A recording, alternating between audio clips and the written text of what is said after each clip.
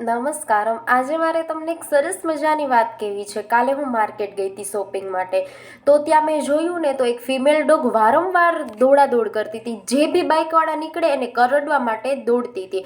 તો મેં ત્યાં સ્ટોરમાં પૂછ્યું ને તો ખબર પડી કે બાઇકવાળાએ એના બે ગલુડિયાને પીલી નાખ્યા છે.